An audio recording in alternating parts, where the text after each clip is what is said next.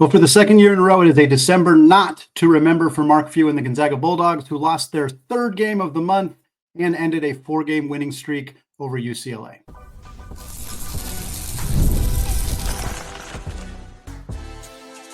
You are Locked On Zags, your daily podcast on the Gonzaga Bulldogs. Part of the Locked On Podcast Network, your team every day.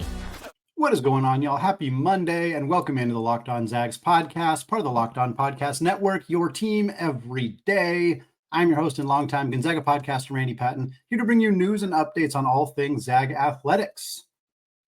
Well, folks, Gonzaga could not finish a game yet again, falling to UCLA, taking a fourth loss on the season to close out the non-conference portion of the year. We're going to break down the loss. We're going to talk about what we saw, some of the officiating, the questionable end-of-the-game decisions, particularly from Ryan Nembhard. Great performance from Graham Ike. We're going to break it all down, and then we're also going to get you ready for tonight's game because the Zags had a very, very quick turnaround here. They stayed down in the Southern California area, taking on Pepperdine tonight, Monday evening, to start conference play. So we'll get you prepped for that game as well. Well, it is always a down-to-the-wire epic finish between Gonzaga and UCLA. And for 4 years in a row, the Zags came out of that game victorious.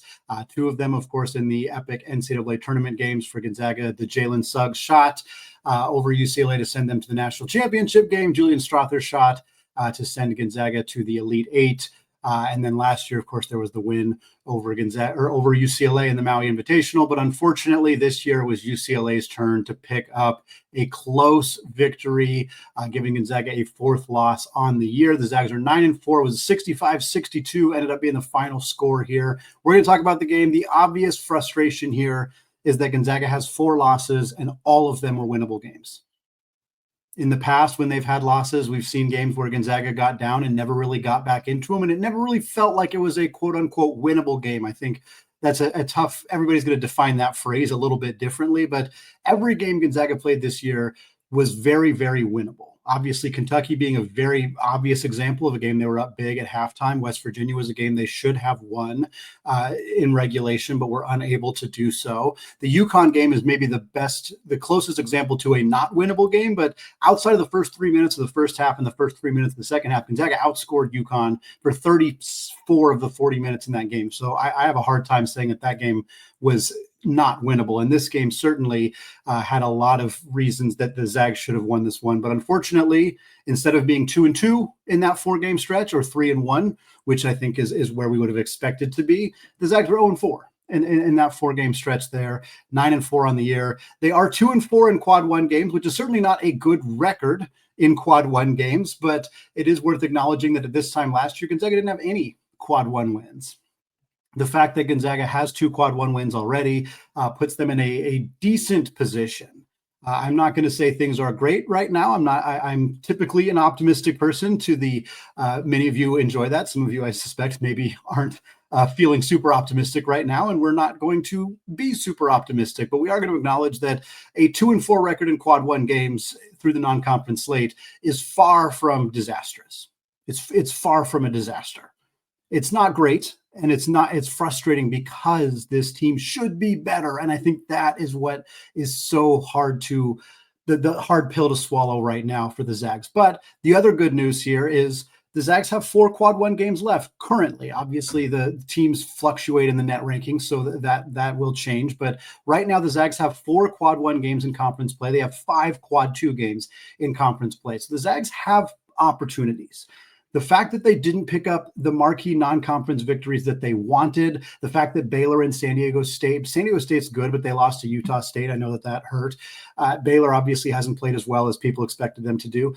That stings a little bit right now, but at the end of the day, the Zags still have a decent resume. Not as good as it should be, but also not as bad as I think a lot of people feel like it is. I saw a comment, I believe, in the post-game, the subreddit, the college basketball subreddit post-game thread that said that we wish Gonzaga was half as good as Ken Pom thinks we are. And I understand the sentiment there. Ken Pom still has Gonzaga 6th. The net still has Gonzaga 6th. The algorithms that are not taking wins and losses into account, I know net does obviously factor that in, but the computers still really like Gonzaga because these games were all games that they were competitive in, where they played well for the most part, or at least played well in certain aspects of the game, to the point where computers still think this team is really, really good. But there is no doubt that this team is struggling to finish games. At the end of the day, that's the problem. He'll go over a few other good things here before we get into the not so good stuff. Graham Ike was incredible in this game. Really, really strong performance from Graham Ike. We've wanted to see him start to look like himself, and he has. There are obviously other issues going on with this team right now. Graham Ike was not one of them in this game. 24 points for him. He had 8 rebounds and 2 assists.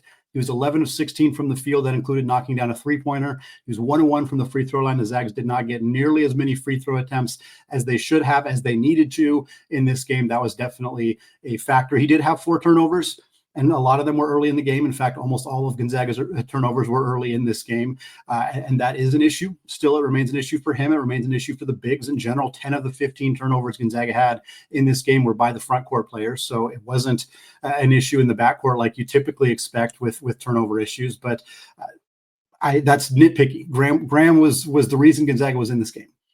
Nitpicking his performance is silly. He was fantastic. Also, Gonzaga's 2-point defense, excellent in this game. I mean, the Bruins shot 8 of 37 on 2-point attempts. 8 of 37. Folks, that's under 22% on 2-pointers. That is abysmal. And that is a huge credit to Gonzaga's defense. UCLA missed some shots they shouldn't miss, sure, but they were contested. This UCLA team was forced to put up contested 2 after contested 2, shots that were contested at the rim. Many possessions that ended with UCLA taking a 15, 16-foot fadeaway jumper with a hand in their face. Gonzaga's defense in this game, for the most part, was outstanding, and they deserve credit for how they defended the bigs for UCLA. Tyler Bilodeau on 2-point attempts, 1 of 6. Eric Daly on 2-point attempts, 1 of 5. Ade Mara, their backup center, on 2-point attempts, 0 of 3. They held the 3 big players for UCLA to 2 combined 2-point made shots. That is extraordinary.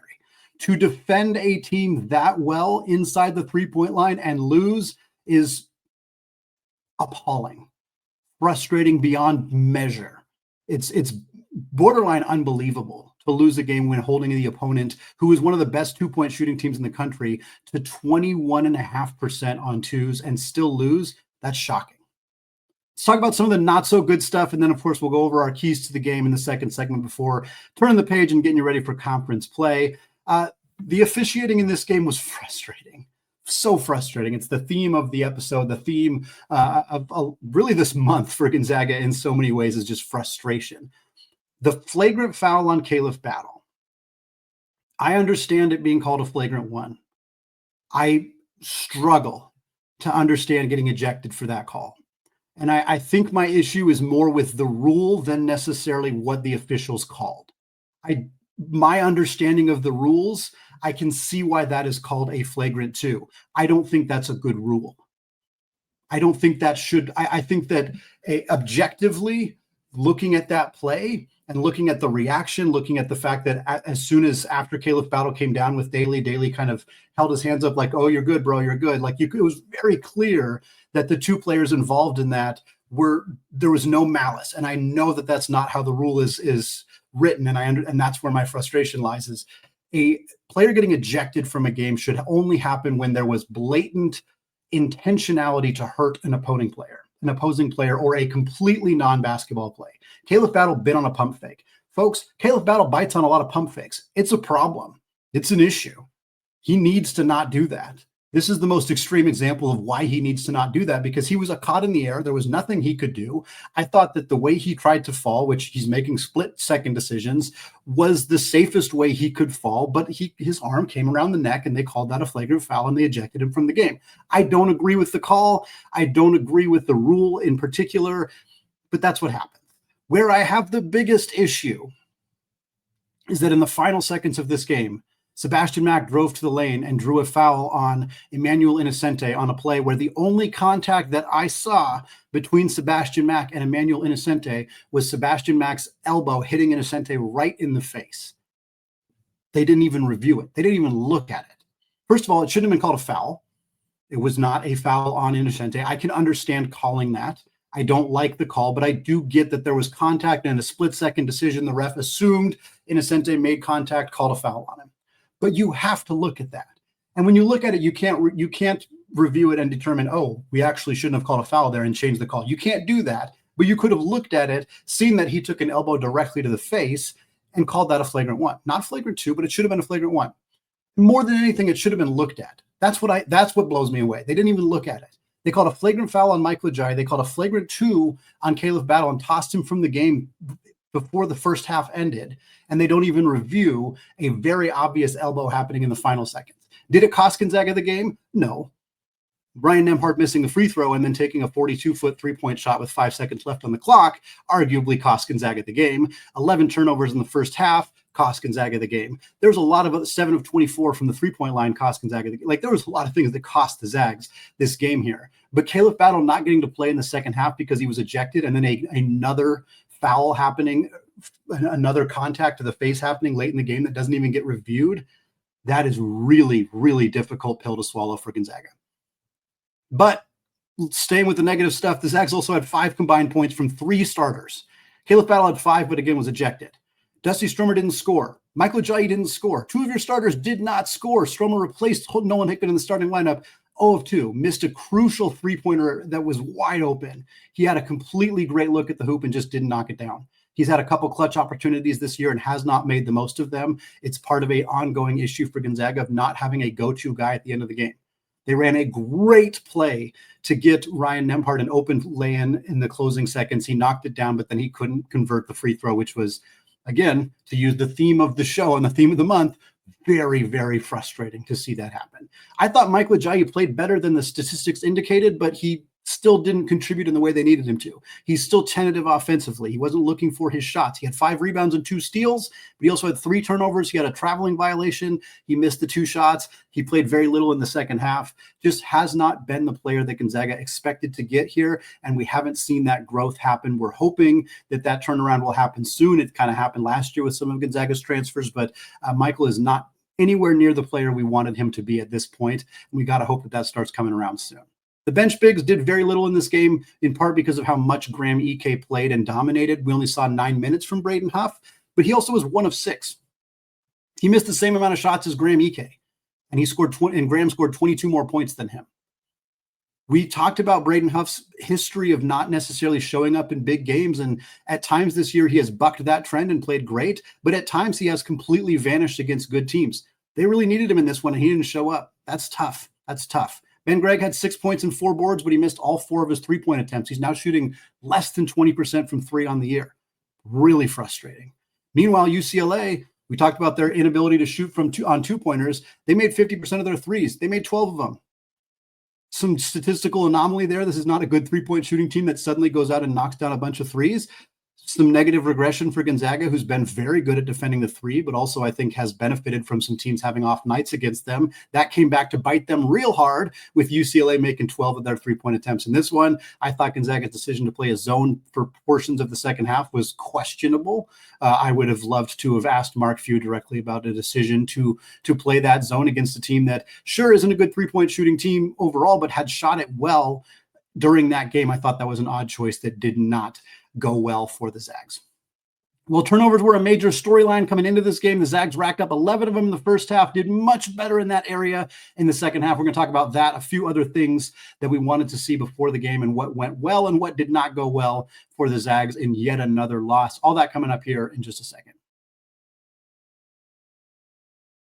But first, folks, did Rocket Money help you find any subscriptions you forgot about or that you were paying for twice? That definitely happened to me. I had a few subscriptions that I didn't even realize I was still paying for, and Rocket Money made it so easy to track them all down. It's kind of like having a personal assistant for your finances. Rocket Money is a personal finance app that helps find and cancel your subscriptions, monitors your spending, and helps lower your bills so you can grow your savings. It brings everything together in one place, whether it's subscriptions, your spending habits, or even the goals you want to hit this year.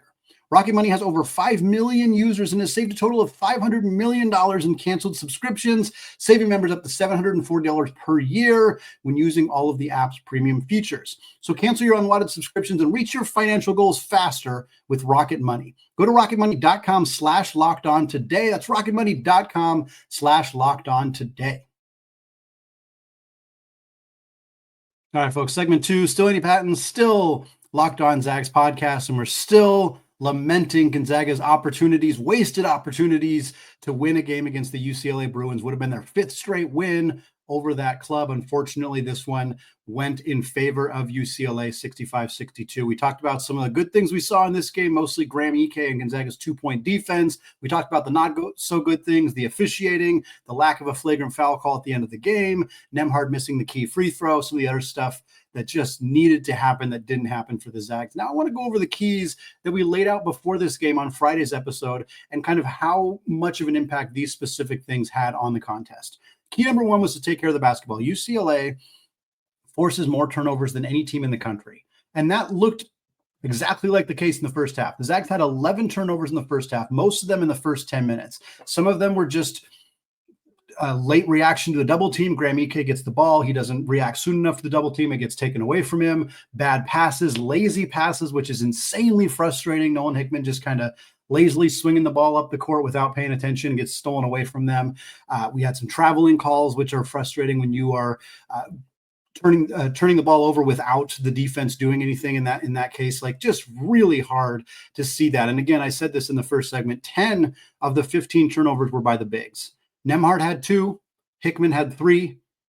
All the other ones were combined by the big men in the front court. 4 of them were by Graham, 3 were by Ajayi. So you had 7 of those 10 turnovers from the bigs coming from the starting bigs. Just really tough. Now, I want to say this. Turnovers were not what cost Gonzaga the game in the late game situations. You could argue that how many turnovers they had early in the game could have led to some more points, et cetera, et cetera. Sure, that's fine. But Gonzaga didn't turn the basketball over at all in the final 14 minutes of this basketball game. The final 14 minutes of regulation, no turnovers for Gonzaga. This team fought back from being down 27-13. They were down 14 points. They didn't have Khalif Battle. They fought all the way back in the second half, had a lead, and then squandered it away. Exceptionally frustrating.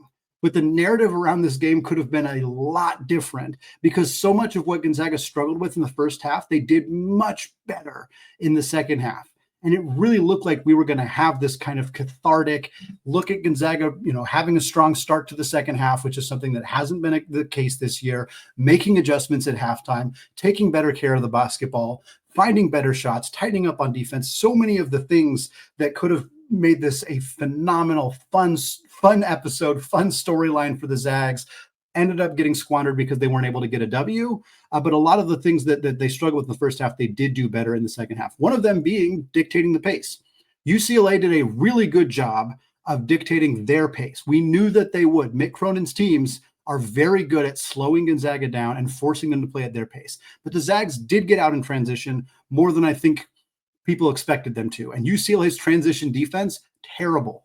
Really shockingly bad at times, how easy it was for Gonzaga to get easy buckets in transition with UCLA, not finding shooters, not finding trailers, just playing. Like, there's one play where Ben Gregg just slipped by everybody and got a wide open lay-in. Like, there was some pretty bad transition defense by UCLA. And I thought a good job by Gonzaga of pushing when they could and getting as many points out in transition as possible against a team that really doesn't like to give them up. Key number 3 was to attack the rim and get to the free throw line. Big area that Gonzaga missed in this game. 8 free throw attempts. Yes, there's an argument that the officiating had something to do with this. I will say this. The same number of fouls were called on UCLA and Gonzaga. They let these two teams play. It was a physical game where there was 15 fouls called on each team total. We've seen games where 15 fouls were called on a team and a half. So there are obvious issues with the officiating. We talked about them a lot in the first segment, but this was a game where they really let the two teams play. And when you eliminate Gonzaga's best free throw shooter and the player who's best at getting to the free throw line, you take him out, it's going to make it a lot harder for Gonzaga to get to the free throw line. They still only had 8 attempts, though. 6 of them were by Ben Gregg. Gregg went 4 of 6. Graham Ike went 1 of 1.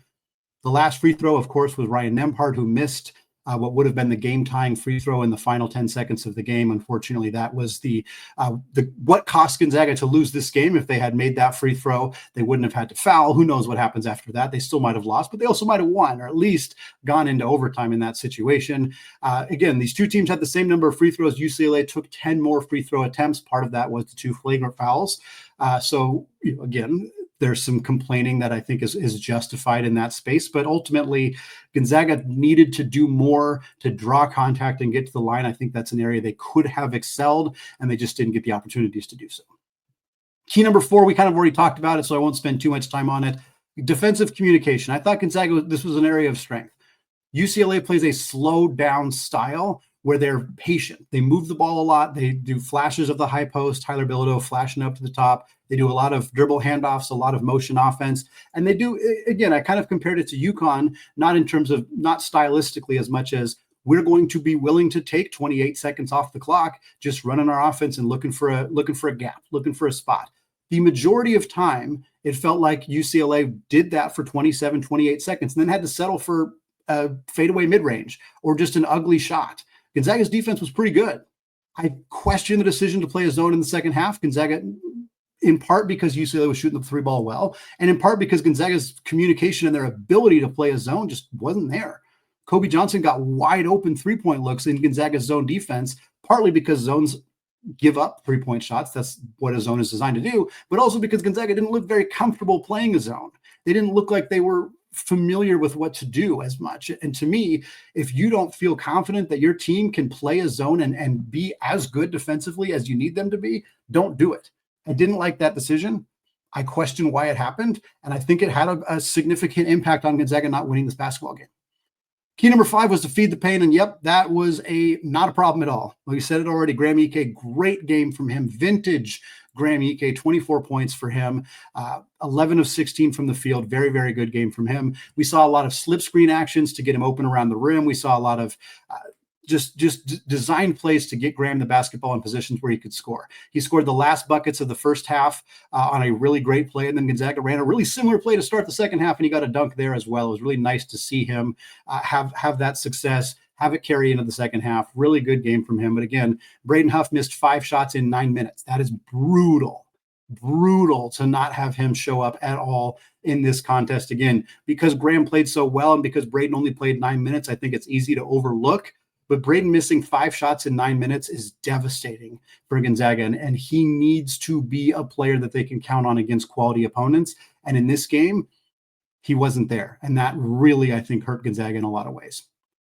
Well, there's no time to dwell because the Zags are playing tonight on Monday as we're listening to this show. They're playing Pepperdine. They're starting conference play. We're going to talk about this new look Waves team, new coach, new players, how they've looked so far this year, what we want to see from Gonzaga as they look to bounce back from a loss to UCLA. All that coming up here in just a second.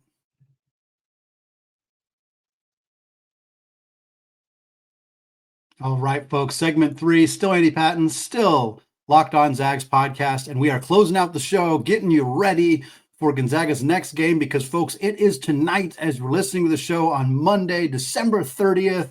The Zags taking on Pepperdine at the Firestone Fieldhouse in Malibu, California. The game is at 7 p.m. Pacific time, as has been the case with the last couple of non-conference games for Gonzaga, and will be the case for a lot of their games in conference play. This game is going to be broadcast on KHQ in the Spokane metro area. It will be on Fox 13 Plus in Seattle, and everywhere else, it will be on ESPN Plus.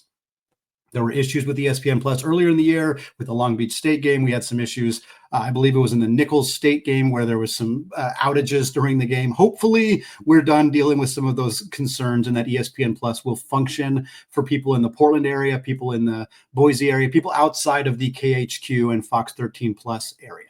This is the 3rd straight year Gonzaga's opening conference play against Pepperdine. The Zags have won 28 consecutive WCC openers, every single season.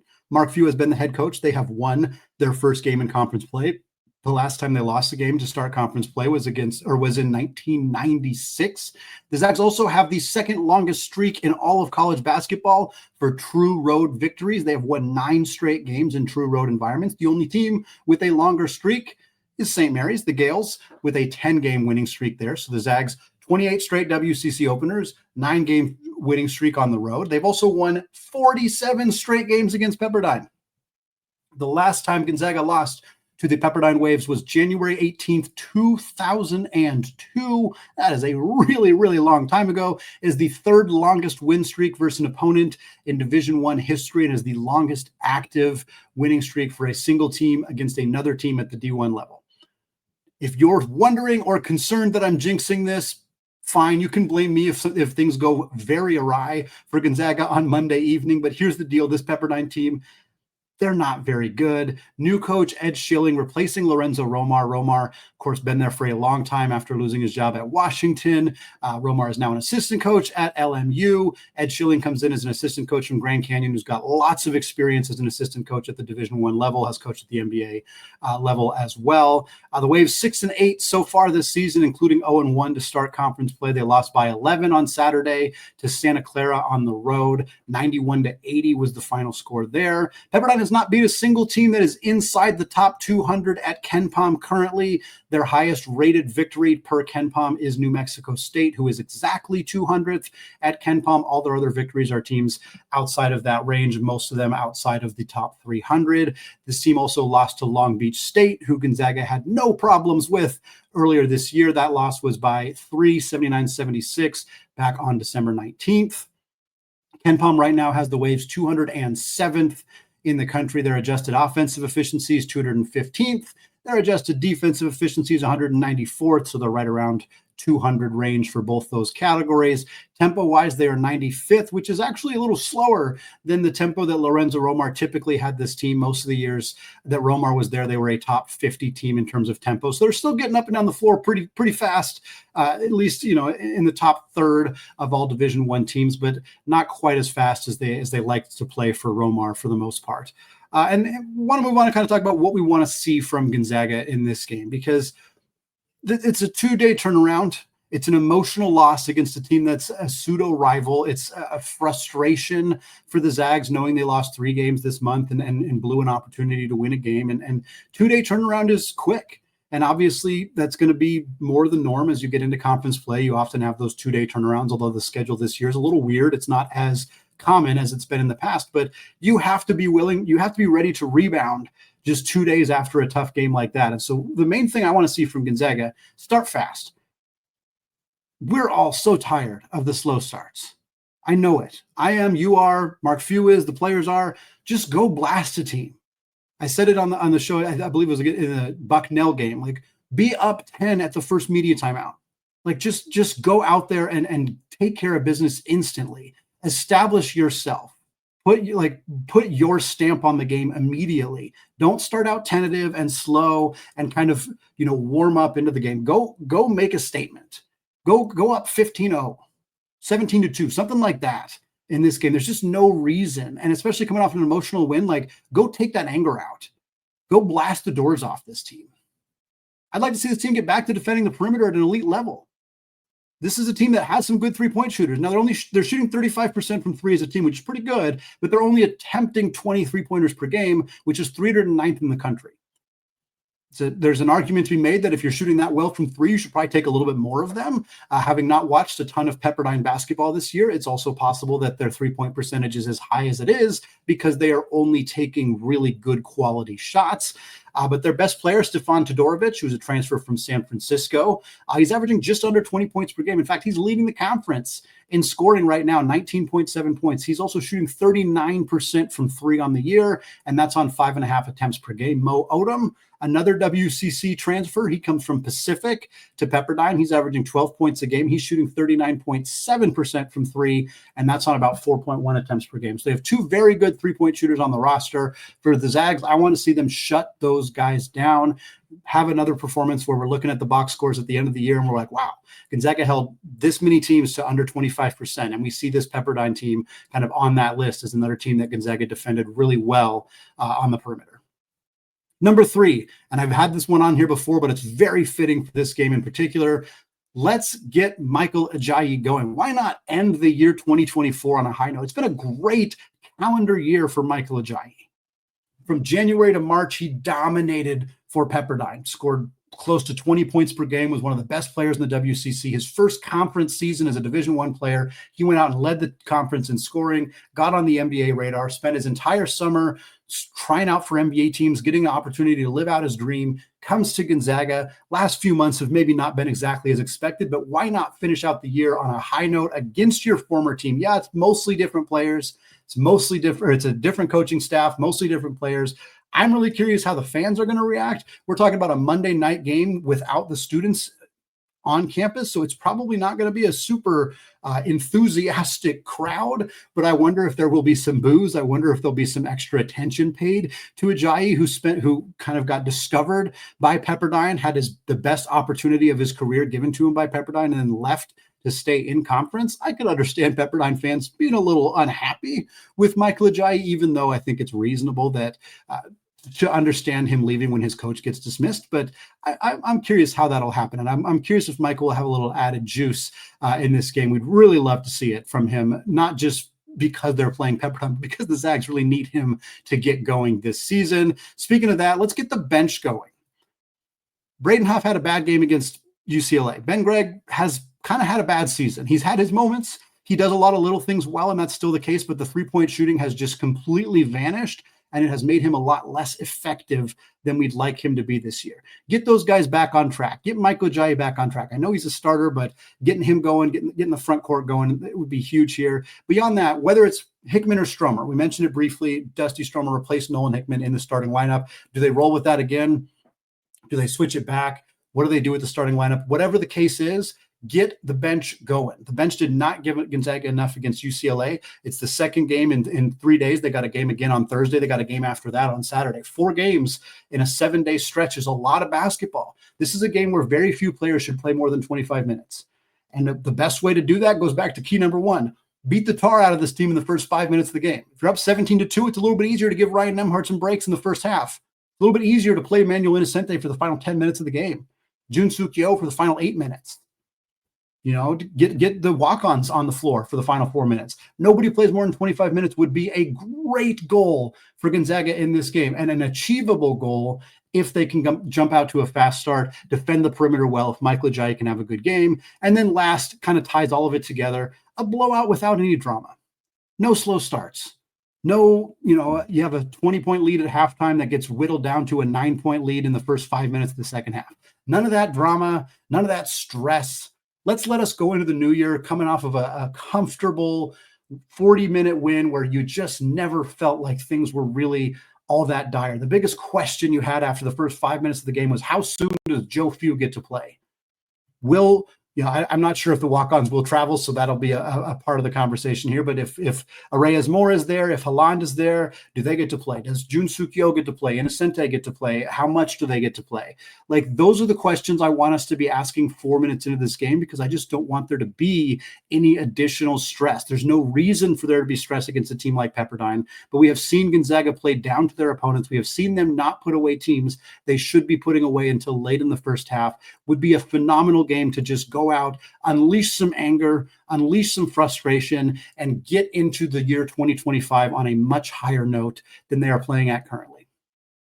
It's going to wrap it up for me today here on the Locked On Zags podcast, folks. We'll be back with you on Tuesday, recapping that game against Pepperdine. We'll also talk a little AP poll, where the Zags are at in the net, good stuff like that. And then, of course, we'll get you ready for that game against Portland on Thursday at the Spokane Arena, and then LMU on Saturday. Lots of basketball this week, so plenty of time to recap, get you ready for these games, get going into conference play.